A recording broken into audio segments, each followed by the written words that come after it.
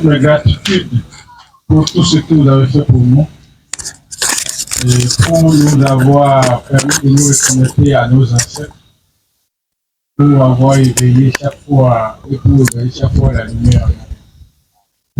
Je voudrais vous poser une question. Et c'est relatif à l'accompagnement des morts. Vous savez, dans notre famille africaine, il y a la sorcellerie, et vous êtes dans la famille. Vous êtes dans la famille et il y a des tantes, des oncles qui ont pris la sorcellerie noire qui nuit aux enfants de la famille. C'est vrai, nous ne devons pas leur faire de procès. À nous de nous éveiller pour pouvoir les transcender, pour pouvoir maîtriser la sorcellerie. Cependant, moi particulièrement, j'ai accompagné ma maman, mon papa, mes grands-parents, ceux dont je connais. Mais de la même manière, il y a des tantes qui, pendant leur vivant, j'ai bénéficié de leurs services, mais après, j'ai découvert qu'ils ont la sorcellerie, qu'ils ont contribué aussi à ce que mes parents ne soient plus en vie. Je ne leur fais pas de procès, mais quelque part, avec tout ce que nous avons fait, honnêtement, j'ai compris qu'il faut pardonner et qu'il faut aussi les appeler au feu sacré, qu'il faut aussi les appeler aussi, qu'il faut aussi les accompagner, à dire pour les faire l'accompagnement des morts. Et à travers le feu sacré, j'ai réalisé ça. Et je voudrais savoir ce que vous en pensez. La deuxième question, c'est relative. Vous savez, en Afrique, au Bénin, dans la sous-région, très souvent, quand vous consultez l'oracle, on dit que vous avez une divinité Dan ou une divinité Sapaka et autres. Mais tout ça, aujourd'hui, j'ai compris que tout ce que ces divinités-là nous imposent, ou bien ces entités-là nous imposent, nous pouvons aujourd'hui aller à une alliance avec eux. Mais je voudrais vous prier de nous faire une formation spécialement par rapport à ça, par rapport à cette révélation de l'oracle. Vous avez des divinités temps, vous avez des divinités temps, pour que nous puissions vraiment avoir la connaissance vraie et pour relativiser avec ces divinités-là. Et en dehors de ça, quand je regardais le feu sacré tout à l'heure, j'ai constaté, ça m'a donné l'image du feu de l'enfer tel que c'est décrit dans la Bible. J'ai vu que le feu sacré représente peut-être le feu de l'enfer qui en réalité purifie nos imperfections pour nous ramener à la vie. Merci, maître. Bien, merci déjà pour les questions posées. Je vais d'abord, enfin je pense qu'il y a juste deux parties sur lesquelles j'interviendrai. Effectivement, il est prévu dans les formations ultérieures, les formations sur les divinités principales que constituent les divinités des quatre entités que vous connaissez. Et on vous expliquera ce que ça veut dire. Mais je l'ai déjà expliqué un peu dans mes vidéos. Si vous avez suivi les vidéos, vous comprendrez mieux pourquoi est-ce qu'on dit que tel enfant est influencé par telle divinité. C'est tout simplement parce que soit c'est dans la famille, soit c'est la divinité qui a imprimé plus d'énergie ou moins d'énergie à cet enfant à la naissance. Parce que chaque enfant qui naît a son histoire unique. Et son histoire unique laisse une trace avec la présence d'une divinité qui l'a plus influencé en moins ou en plus que les autres. Donc du coup, on dit que cet enfant, il est beaucoup plus perturbé ou dérangé ou mu par cette divinité-là. Et dans ce cas, il faut faire ce qu'on appelle l'équilibre élémental, c'est-à-dire qu'il faut équilibrer les quatre éléments. Et j'ai commencé une vidéo tout récemment sur Mami Wata. Je pense que beaucoup ont commencé à suivre. J'ai également expliqué pourquoi on peut dire que telle personne a la divinité Mami. Il faut expliquer. J'ai expliqué. Ça vous permettra de voir qu'en réalité, il s'agit juste d'un déséquilibre élémental. C'est-à-dire que les quatre éléments ne sont pas harmonisés. Il y a un élément qui influence plus que les autres.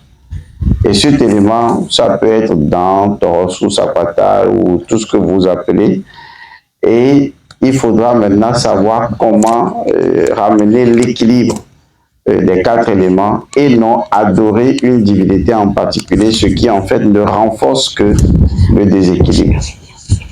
Donc par rapport à la première question, également on avait abordé ça dans plusieurs capsules. J'ai dit que l'énergie de la sorcellerie fait partie de l'énergie de toute famille. Il n'existe aucune famille qui ne possède l'énergie de la sorcellerie. C'est normal. L'énergie doit faire partie de la famille pour que la famille soit la famille. Maintenant, la sorcellerie elle-même, à la base, c'est tout simplement un ensemble de connaissances. C'est la connaissance, c'est le savoir et l'expérimentation du savoir. Donc, à partir du moment où la sorcellerie, c'est la connaissance, toute personne peut avoir cette connaissance et avoir maintenant une morale un peu biaisée. Donc, ce n'est pas la sorcellerie elle-même qui est mauvaise. C'est l'individu qui l'exerce qui peut être mauvais. Parce que sorcellerie, c'est tout simplement un ensemble de connaissances basées sur les lois de la nature, notamment 3 lois fondamentales. Premièrement, la loi de la similitude. Deuxièmement, la loi de l'intrication quantique.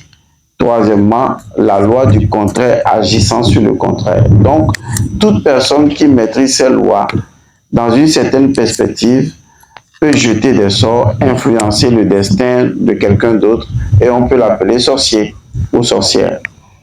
Donc, c'est juste la maîtrise, la connaissance et la maîtrise des lois de la nature. Donc, cette énergie existe dans la famille.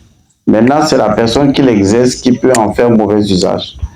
Et dans le livre Sangha, j'ai également expliqué que vous pouvez faire appel à vos ancêtres et demander à rencontrer les ancêtres sorciers de votre famille et à voir comment ces sorciers peuvent vous instruire.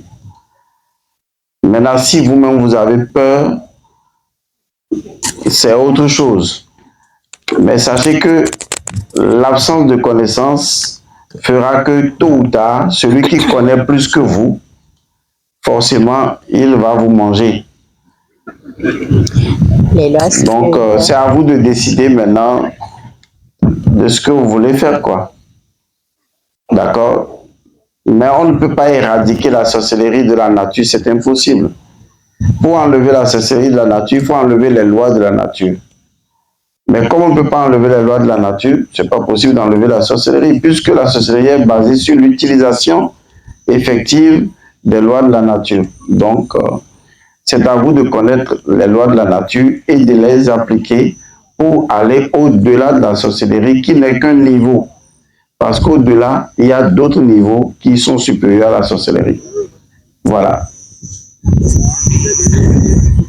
Une autre préoccupation? Vous allez vous déplacer un peu parce que ça va debout.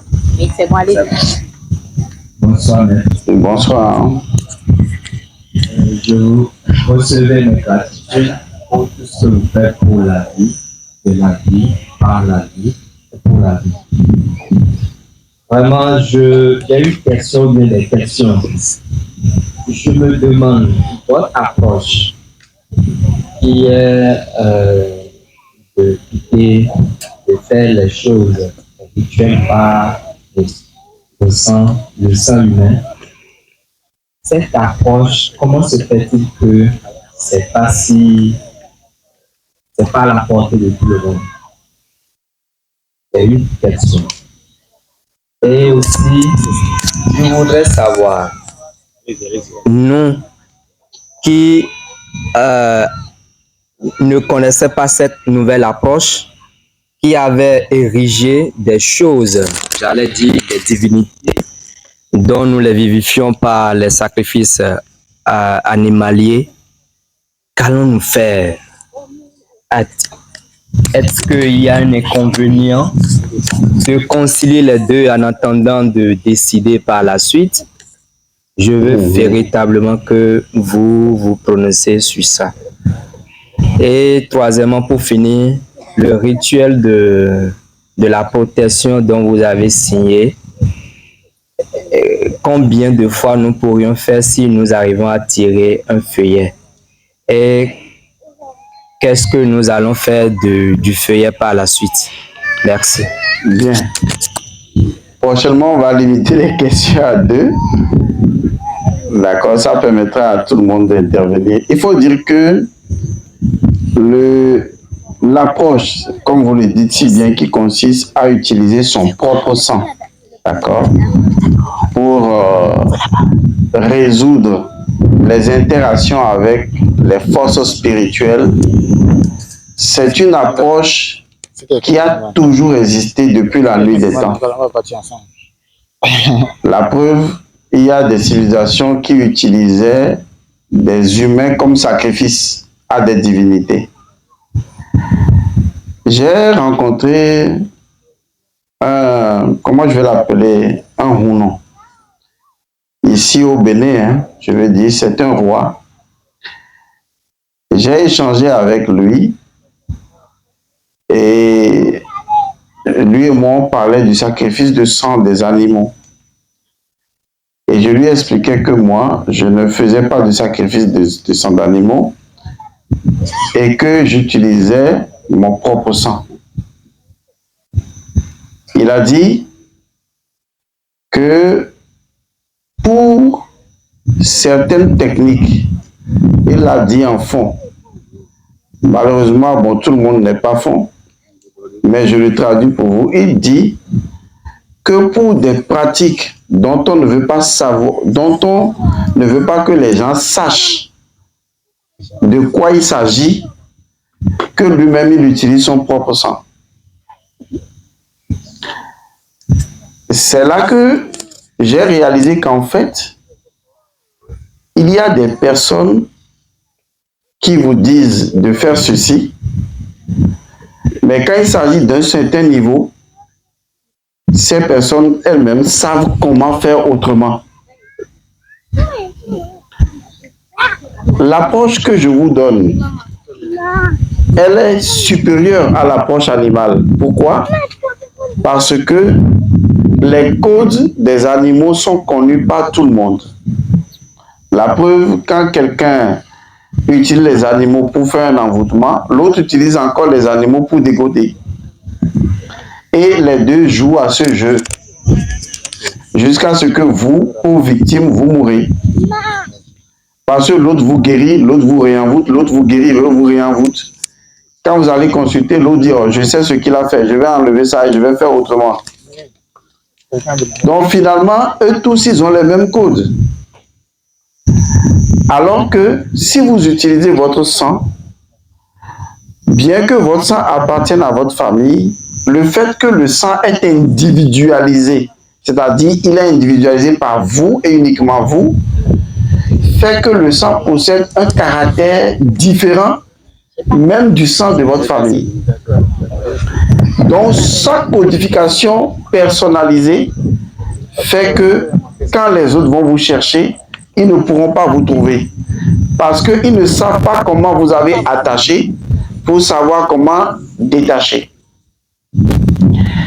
Il y a une expérience qui s'est répétée parmi toutes les personnes qui ont adhéré au groupe La Vérité du Sang.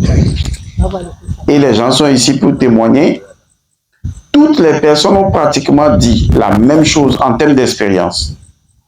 Chacun a dit, lorsque j'ai commencé La Vérité du Sang, j'ai fait les rituels. Il y a tel Bokono qui m'a appelé. Tel parent rêvait de moi. Telle personne a vu que j'étais mort. Telle personne a fait telles expériences sur moi. Et au départ, les gens avaient peur. Ils se disaient, mais là, on a vu que j'allais mourir. Et mon ancien Bokono là, il ne m'a plus jamais appelé depuis des mois. Mais il m'a appelé le lendemain.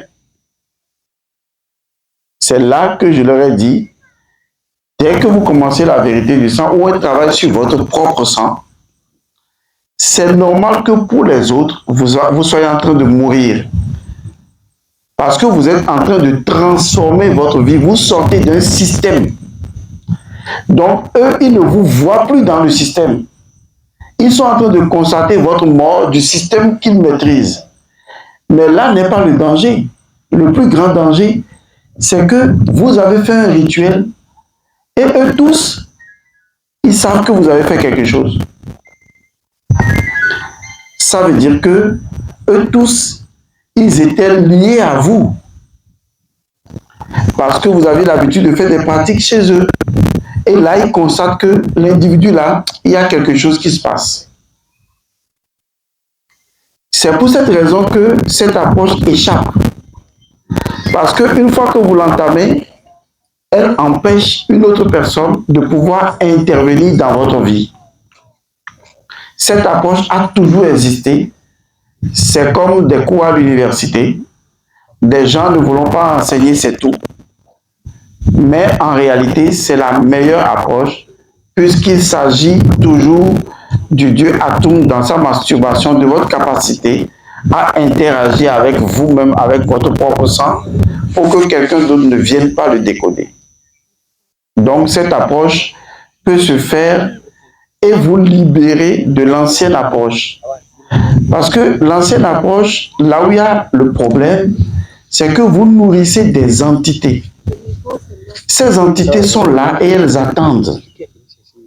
Et tôt ou tard, vos enfants, les enfants de vos enfants, devront également subir ces entités. Et vous ne vous en séparerez jamais. Mais si vous suivez la voie, vous verrez que même les autres divinités ne pourront pas faire quelque chose contre vous. Il y a eu des gens, ce n'est pas aujourd'hui, M. Maurice peut vous le dire, je suis sûr que dans les affaires là, il y a des fétiches dedans. C'est pas nouveau. Toutes les fois ici, les gens ramassent tout ce qu'ils avaient fait avant en termes de fétiches. Ils amenaient même des sacs énormes. On en a vu ici plus qu'aujourd'hui. Et ils ont déposé dans le feu. Il y en a même qui étaient venus me voir pour dire, mais Monsieur Gosson, mais si je fais, est-ce que je ne vais pas mourir? Je pense que ces personnes ne sont pas décédées. Donc, c'est pour vous dire qu'en réalité, à une loi, existe toujours une loi supérieure, et ceci indéfiniment. Donc, il faut juste aller vers la connaissance supérieure, à l'ancienne connaissance, et vous verrez, tout ce qu'on a fait aujourd'hui, on ne l'a pas fait contre les divinités. On l'a fait avec les divinités, mais dans une autre approche qui consiste à ne pas leur donner du sang des animaux. C'est tout. Si vous avez un chien à la maison et que vous l'habituez à manger la pâte et du riz, il finira par manger la pâte et le riz. Il peut dire, je ne vais pas manger 2 jours, mais quand il aura faim, il finira par manger. Ce que vous n'avez jamais compris, c'est que les entités ou les divinités ont besoin de vous. Même si vous avez besoin d'elles, elles ont besoin de vous primordialement parce qu'elles font partie des éléments composites de vous. Donc, ne vous laissez pas dominer par un petit aspect de vous. Prenez la maîtrise ensemble et c'est à vous de dire ce que vous allez leur donner. Et vous verrez que les divinités, ce qu'elles cherchent en fait, ce n'est vraiment pas du sang, ce n'est pas des animaux, c'est le Ka, l'énergie, le Ka, ce que les Chinois appellent le Chi, le Ka.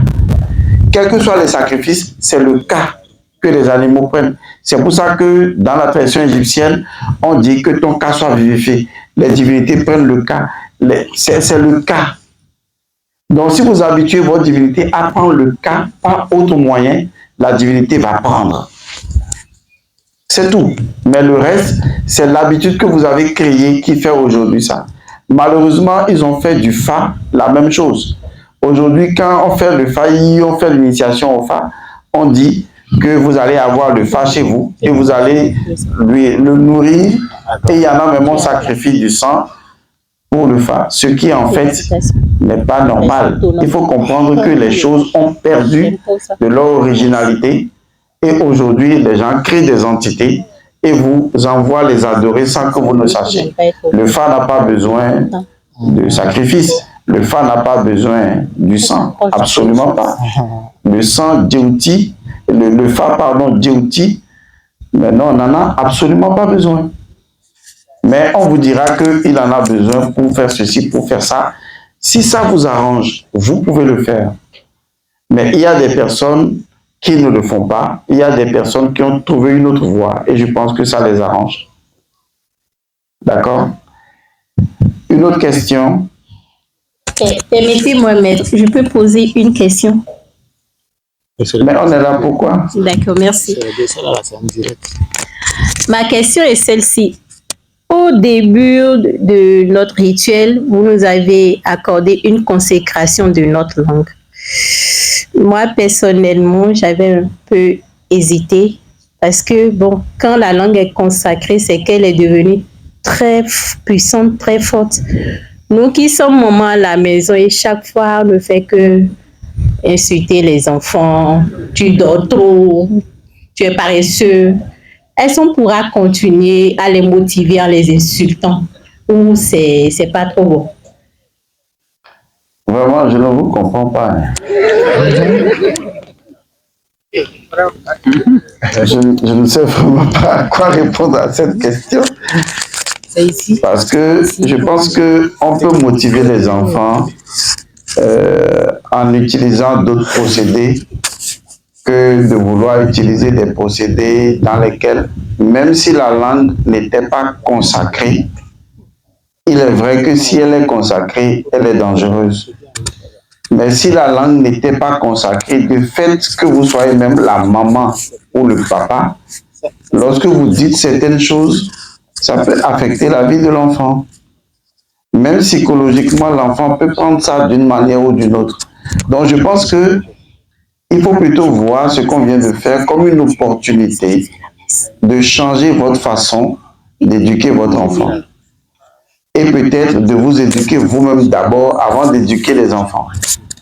Parce qu'il y a beaucoup de parents qui sont devenus parents par accident et qui n'ont pas fait un cheminement pour être parents. C'est-à-dire qu'ils se sont réveillés un matin et la fille leur a dit « je suis enceinte ». Donc, c'est ça, quoi. Ils n'ont pas fait un processus pour être parents. Maintenant, ils sont surpris d'être parents. Ils sont étonnés d'être parents.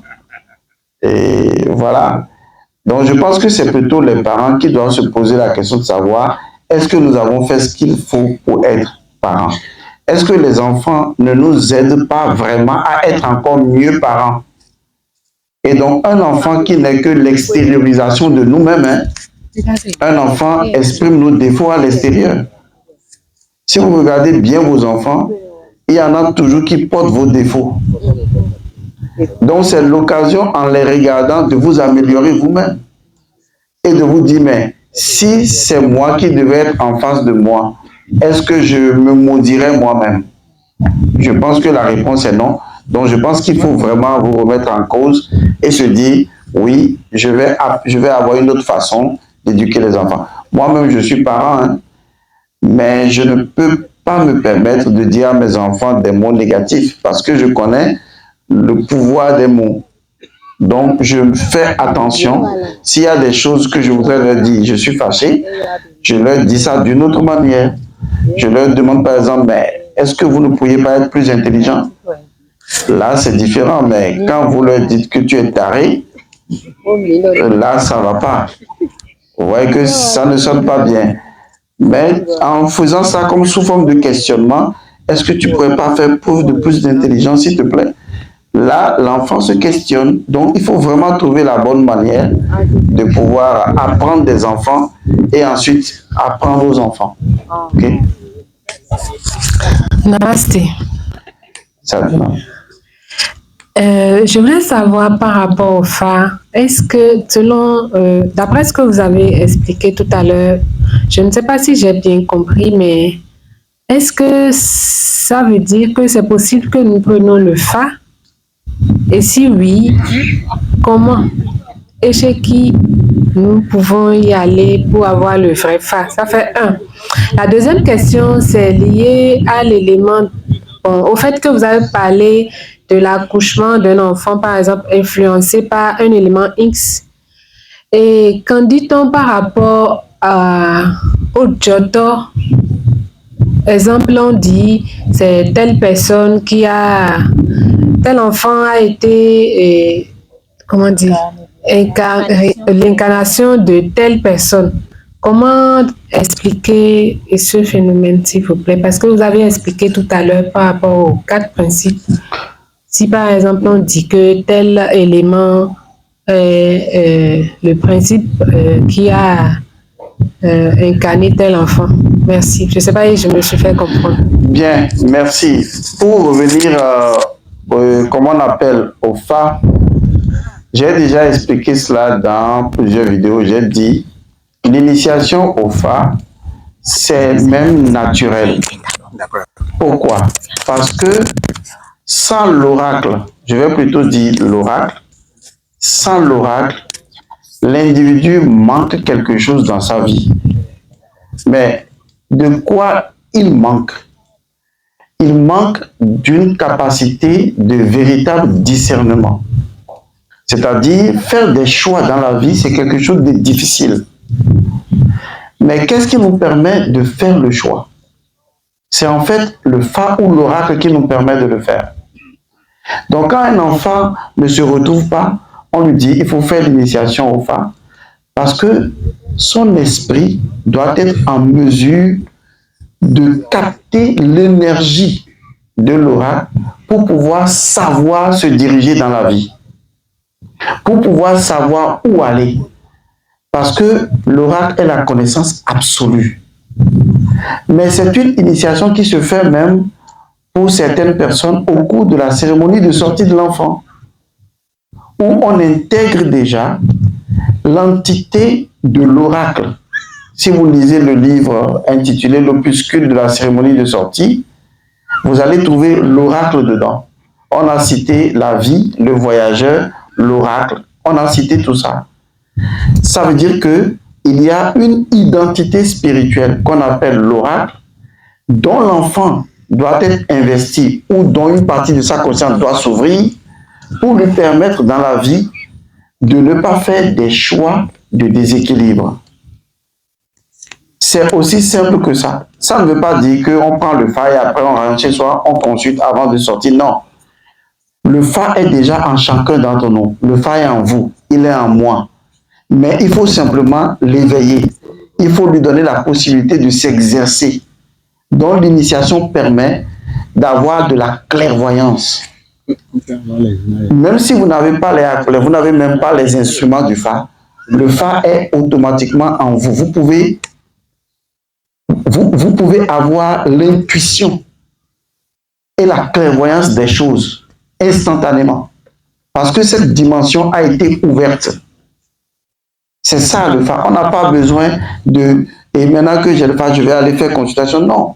La consultation, on laisse ça encore à un niveau inférieur. Quelqu'un peut être en train de marcher dans sa vie, peut ne jamais consulter, mais il voit, il sait, il voit. Les choses sont vues. C'est toujours le Fa. C'est à un niveau supérieur. Donc, je ne peux pas refuser que vous preniez le Fa. Ce n'est pas à moi de vous dire, allez chez X ou Y pour prendre le Fa. C'est à vous de savoir chez qui vous allez prendre le Fa. Pour finir, le Fa n'est pas un instrument de divination seulement. Le Fa est un instrument de création de l'avenir. Ça veut dire que une fois que vous avez le Fa, vous avez pris le Fa, ou vous êtes le Fa, pour la bonne expression, où vous êtes le Fa, vous avez la capacité d'avoir des dons de divination, mais également des dons d'appréhension de la nature vraie des choses. Parce que le Fa est la connaissance absolue de tous les principes premiers. Donc vous connaissez les choses de façon instantanée. La clairvoyance transcendantale, c'est ça le Fa. Ok, donc commencez à appréhender le Fa dans une autre dynamique. Mais vous pouvez faire l'initiation au Fa si vous trouvez un bon bokonon, un bon boko, il peut vous le faire, c'est normal. Seulement, comme je l'ai dit, moi c'est en 2024 que je vais initier une dimension de l'oracle. Si des personnes sont intéressées, ces personnes feront ces cours et ces initiations, et cela permettra à chaque personne de dire oui, j'ai fait telle expérience et j'ai vu qu'il y a une différence. Maintenant, je sais ce que ça veut dire, l'initiation au Fa, voilà, ou à l'oracle. Bon, comme on est au Bénin, on parle du Fa, mais le Fa, l'oracle, c'est dans tout le monde entier, hein, dans tous les pays, dans toutes les traditions, dans toutes les cultures. Maintenant, chaque culture a sa façon de l'exercer. Voilà. Il y avait une deuxième question, n'est-ce pas? Le Joto est différent de être influencé par une divinité quelconque. Le Joto, c'est la réincarnation. Mais il y a tellement d'aspects du Joto. C'est énorme, c'est beaucoup de choses. Mais ce qui est connu généralement, c'est que quand vous vous incarnez, il y a au moins une énergie spirituelle. Le Joto, c'est d'abord une énergie spirituelle d'un ancêtre. C'est-à-dire que vous avez beaucoup d'ancêtres, mais il y a un ancêtre en particulier dont l'énergie spirituelle est proche de la vôtre, en termes de fréquence, en termes de sympathie. Donc, du coup, vous incarnez, en même temps que vous incarnez votre énergie spirituelle, vous incarnez son énergie spirituelle. Ça, c'était le premier élément de base du Joto. Avant même qu'on ne parle de réincarnation où c'est l'ancêtre même qui revient, il y a aussi des aspects où c'est l'énergie spirituelle de l'ancêtre que vous incarnez. Lorsque moi j'ai fait le Joto de certaines personnes, j'ai vu une seule personne être incarnée ou incarner deux énergies spirituelles. L'énergie spirituelle d'une grand-mère et d'un autre grand-père en même temps. Dans ce cas, ce n'est pas le grand-père qui est revenu. Il y a des cas où le grand-père revient, mais il y a des cas où l'individu incarne juste l'énergie spirituelle de la personne. Ça veut dire que cette personne a une mission à accomplir, n'a pas fini, et vu la similitude entre les deux énergies spirituelles, vu à cause du sang, celui qui est incarné est obligé de prendre en considération l'énergie spirituelle de l'ancêtre et d'accomplir également sa mission, puisque les deux font partie du même sang en général. Donc, la nature du Joto est profonde. Il y a également un autre élément du Joto, mais qu'on met plutôt cela dans le thème des enfants revenants. C'est-à-dire, vous avez eu des enfants morts-nés, et le dernier enfant n'est que un enfant mort-né, mais qui est revenu. Mais on ne le classe pas trop dans le phénomène de Joto, mais on le classe dans le phénomène de Abiku, mais qui fait également partie du fait que c'est un type de réincarnation, mais qui est considéré beaucoup plus comme étant le fait que quelqu'un n'est même pas encore vraiment né, et que du coup l'individu est mort et est revenu. Et donc ça, on l'appelle également Abiku, mais c'est toujours classé en réincarnation. Donc les aspects sont énormes. Ça n'a rien à voir avec le fait d'être influencé par une divinité comme celle de l'eau, celle de la terre. Non, c'est pas la même chose. Oui, une autre question? Ok. Aide-moi. C'est fini? Merci. Non, mais... Oui, non, c'est pas fini. Merci beaucoup, maître. Non, patientez, il n'a pas fini. Merci beaucoup, maître. Oui. Moi, c'est pour la première fois que je participe au Rafosa et j'ai deux questions. Oui. Excusez-moi si la question est impertinente parce que c'est pour la première fois, mais je suppose que... Non, allez-y. Okay. Il n'y a pas de questions difficiles. Oui. C'est par rapport à la vérité du sang. Je n'ai pas fait le rituel de la vérité du sang. Je vais en faire. Je ne sais pas si en achetant le livre, je peux le faire seul ou bien il y a d'autres chances pour que je puisse avoir bénéficié de ce rituel. Je n'entends pas ce qu'il dit. Il a dit, c'est pour la première fois que je participe et c'est par rapport au rituel de la vérité du sang. Oui. Et je ne sais pas. Voilà. Donc par rapport au rituel de la vérité du sang, je ne sais pas si on peut participer ou bien en achetant juste le livre de 7000, on peut le faire seul. Oui, si vous prenez le livre, vous pouvez faire les rituels vous-même. Hein. Ok, ça c'est la première question. La deuxième question, je ne suis pas cotonné ici, je viens de loin. J'ai suivi le rituel du feu, vraiment c'est très bon, je me sens galvanisé. Comment faire pour faire profiter ça à ma femme et mes enfants? Merci beaucoup. Bon, Oui, la on va prochaine fois, finir vous ce les côté. amenez. On viendra là-bas. 1 minute. Mais qu'est-ce que je vais dire de ce point-là? C'est. Merci, là, Maître, on peut continuer? C'est bon? Oui. Merci. Allez-y. Ok, merci beaucoup, maître. Moi, ma question, c'est par rapport à la géométrie du sang. Bon, j'aimerais savoir comment on peut utiliser chaque figure qui se trouve dans le livre, dans notre vie de tous les jours, quoi. Mais la question est déjà dans le livre. Ou bien c'est moi qui me trompe? Bon, La question est déjà dans le livre. Vous avez les principes associés aux géométries et vous savez comment, j'ai expliqué comment les utiliser. La question me paraît bizarre. ok, merci. Oui, c'est à quel niveau? Je viens avouer, ne vous en faites pas. On peut même partir à 2 h du matin. Attendez. Oui, hein, le maître est là pour nous. Allez-y. Que les bénédictions soient. Oui, quelqu'un d'autre, s'il vous plaît. Oui, on est en train. Le micro. Oui, allô? Oui, que les bénédictions soient, maître. Ouais.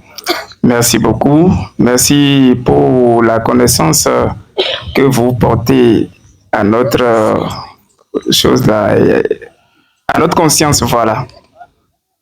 Et moi, j'ai assisté à un accompagnement du défunt.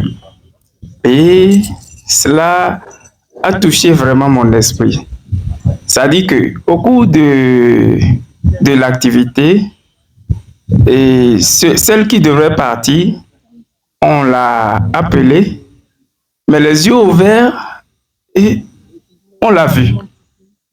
On a vu la dame et un portail est apparu.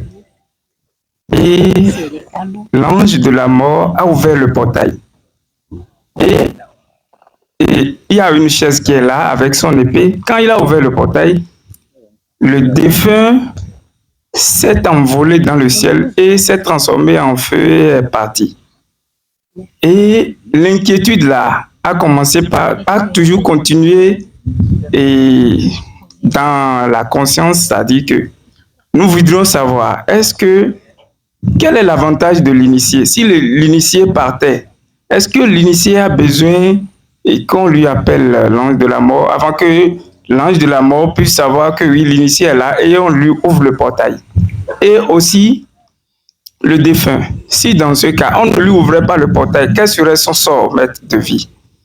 Et autre question, c'est par rapport à l'énergie, notre énergie de base, et que nous emmagasinons. Quel est, ça dit le feu là, ce feu d'énergie là et le feu sacré, quelle est la différence qu'il y a entre ces deux feux? Merci, maître de vie, et que les bénédictions soient. D'accord. Il y a des questions qui reviennent et je vais devoir vous renvoyer à des éléments simples. Vous vous rappelez donc du livre Hafeza. Dans le livre Hafeza, on vous a expliqué ce qu'est le feu sacré. Et je pense que dans les incantations, il est souvent décrit comme le feu à l'origine de toute chose. C'est le feu d'amour divin. Donc, ne faites pas pour le moment de comparaison entre la Kundalini et le feu sacré. Alors, pour la première question que vous avez posée, je ne sais pas, hein. Je vais vous répondre par rapport à ce que vous pouvez comprendre ou ce que j'ai compris de votre question. Lorsque les gens viennent au monde, s'il vous plaît, silence là-bas. Lorsque les gens viennent au monde, on leur apprend à exister dans le monde, mais on ne leur apprend pas à mourir pour aller de l'autre côté. La simple idée de mort pose problème. Donc tout le monde est content d'exister et chacun se laisse surprendre par la mort. Ça veut dire que tout le monde est là. Hein. On sait qu'un jour, le corps va mourir. Mais quand ça vient là, on est comme si on est surpris encore, quoi. Ça veut dire que le grand-père est là, il est vieux, hein. On sait que du jour au lendemain, il peut partir. Après, on dit que le grand-père est parti. Hey, il est parti. Vous voyez? Tout ça témoigne du fait que il manque une préparation. Ce n'était pas le comportement des anciens Égyptiens. Eux, ils se préparaient déjà pour l'au-delà parce que pour eux, la véritable vie se trouve dans l'au-delà. Aujourd'hui, on habitue les gens à vivre dans le monde physique, mais pas à expérimenter l'au-delà. Alors que l'initié, celui qui est considéré comme initié, c'est celui-là qui maîtrise non seulement son sentiment par rapport à ce monde physique, mais qui maîtrise également son détachement lorsqu'il s'agit de l'autre monde. Donc quand l'initié meurt, l'initié n'a même pas besoin d'un accompagnement spirituel. Parce que lui-même, il sait comment ça se passe et il suit son chemin. C'est comme vous actuellement, si vous apprenez à faire l'accompagnement des morts, le jour où vous partez de ce monde physique, vous savez déjà quelles sont les étapes. C'est pourquoi les Égyptiens ont écrit le livre des morts, pour montrer aux gens quelles sont les étapes inévitables que l'on rencontre après la mort. J'ai écrit le livre des morts pour vous montrer les étapes inévitables que l'on rencontre après la mort. Mais personne ne s'intéresse à la mort tant qu'elle ne s'approche pas. Donc du coup, il faut maintenant dire qu'il faut préparer les consciences à accepter la mort. Il faut préparer les consciences à se préparer à la mort. Mais en fait, on ne se prépare pas à la mort. En fait, on se prépare à découvrir d'autres univers.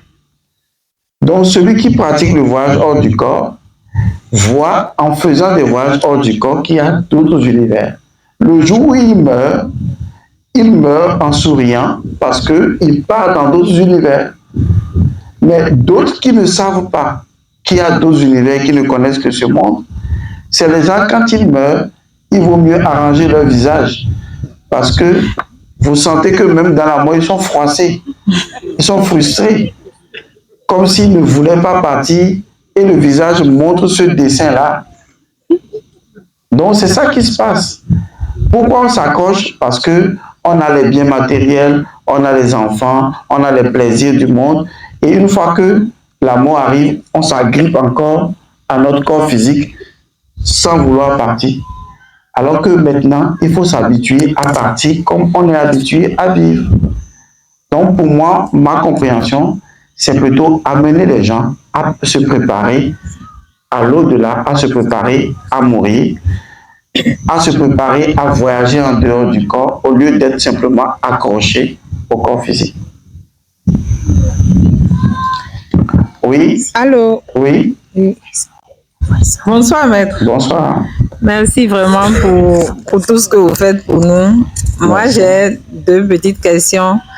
Ma première question, c'est par rapport à mon entourage. Oui. Quand je commence un rituel, par exemple, je remarque que dans la journée, que ce soit à la maison, même avec les enfants, c'est les premiers testeurs, ils te provoquent vraiment. Tu dois t'énerver, tu dois essayer de sortir de gens, tu te concentres, mais tu dois essayer de faire autre chose. Tu dois sortir de là où tu es, quoi. Et c'est pas positif, c'est négatif. Même quand tu sors, tu as les gens t'attaquent directement parfois. Et aujourd'hui, tu sais que tu ne vas pas répondre. Mais parfois, c'est beaucoup. C'est trop de choses. Et quand tu rentres, comme tu t'assois, tu dis, mais est-ce que je vais pas ralentir un peu ou bien je continue? Voilà, je ne sais pas. Et la deuxième question, c'est pas toujours rituel. Hein. Quand je fais mes rituels et quand, par exemple, je veux commencer, je dis au nom des membres ancestrales, j'ai une sœur physique, elle est toujours vivante. C'est vrai que moi-même, j'avais des doutes sur elle. Est-ce que c'est des doutes? J'ai eu des révélations aussi. Je la vois, par exemple, dans mes rêves où elle me dit, mais pourquoi tu invoques ça? Tu ne dis pas que tu es... Genre, tu es chrétien, ce qu'on a l'habitude de nous dire, donc tu ne veux pas aller vers ça. Donc, j'étais en train de, dans le rêve, je prends conscience que ce que je dis est en train de la déranger. Donc, je vois que c'est du positif, donc il faut continuer. Ça, c'est par rapport à ça. Je vais limiter les questions. Je crois que ça va aller si je peux avoir les réponses. Merci. Bon, je pense que tout rituel produit forcément des résultats, mais je ne pense pas que vous avez posé des questions. Je vais toutefois vous donner une réponse qui va peut-être vous encourager. La réponse, c'est quoi? Vous avez vu que tout le temps, vous avez pris la parole pour parler. Vous avez dit, quand je veux faire mes rituels. Ça dit qu'il y a quelque chose qui s'est passé et vous ne voyez pas parce que vous ne faites plus de comparaison avec le passé. Avant, votre vie était entre les mains de quelqu'un d'autre. Et vous êtes obligé d'aller consulter quelqu'un, d'aller faire ce que la personne vous dit de faire ou de dire à la personne de faire quelque chose pour vous. Mais aujourd'hui, c'est vous-même qui faites vos rituels. C'est vous-même qui faites les choses et qui observez les résultats et qui êtes en mesure de les changer si possible. Mais sachez que tout rituel produit des résultats. Maintenant, les résultats ne signifient pas forcément que c'est négatif. D'accord? Ça signifie que les gens réagissent à ce que vous faites et il ne tient qu'à vous d'être déterminé pour poursuivre ce que vous êtes en train de faire. Ok? Donc, n'arrêtez pas en si bon chemin. Oui, quelqu'un d'autre? Namasté. Instituteur, moi j'ai un petit souci. Dans nos familles, nous avons tellement de divinités et nos enfants aussi sont là pour le prolongement de la famille. Maintenant, nous avons un petit souci. Nous, ici, nous utilisons nos propres sangs pour les pratiques et autres. Voilà que nous faisons partie de la famille. Maintenant, que faire pour changer un peu le mot d'ordre de l'autre côté, puisqu'il va falloir qu'il y ait quand même vous n'avez pas besoin de faire quelque chose pour changer de leur côté. Vous n'avez qu'à faire ce que vous devez faire pour vous-même. Vous connaissez la loi, n'est-ce pas? Oui, l'instituteur. À une loi supérieure correspond une autre loi. Existe toujours une autre loi supérieure et ceci indéfiniment. Dans une famille, la loi la plus puissante est celle qui s'impose.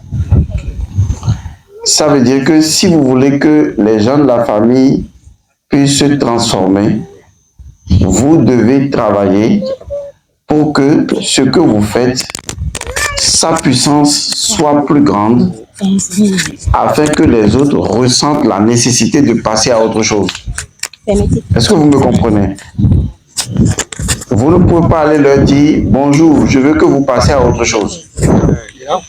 Ça ne va pas le faire. La question ici. C'est à vous de faire votre travail à votre niveau. Oui, je viens. Pour que ça bascule chez eux. Une question. Si le maître va arrêter ça et les autres ne vont pas poser. Oui. Oui, une question s'il vous plaît. Je peux déjà. Allô? Oui, allez-y. Oui, ma question est de savoir, tout à l'heure vous avez dit que le sang est unique à chaque individu. Maintenant, ceux qui font les transfusions de sang, je ne sais pas, est-ce que ça pose des problèmes à leur niveau? Puisque c'est le sang d'une autre personne, on les injecte et tout. Est-ce que ça cause des problèmes ou bien il n'y a pas de souci? Cette question revient souvent, trop souvent, parmi les questions qui me sont posées. Et je vais prendre l'exemple de soigner et guérir. Je dis souvent que les médecins nous soignent, mais c'est notre corps qui se guérit lui-même. C'est cet exemple qui me vient à l'esprit pour vous donner une réponse. Ça aussi, vous êtes en direct. Le sang que quelqu'un d'autre vous donne, c'est pour vous soigner. Ils sont en train de suivre les questions. Mais le sang qui va vous guérir du problème que vous avez, c'est le sang que vous-même vous produisez. Écoutez, Parce que c'est comme lorsque vous prenez des médicaments, le temps de vous sentir un peu mieux pour pouvoir ne plus avoir besoin de médicaments. Quand les autres vous donnent leur sang, je suis d'accord, il y a souvent des risques parce que si le sang de la personne est spirituellement corrompu et que vous-même vous êtes faible, vous pouvez avoir cette infection spirituelle.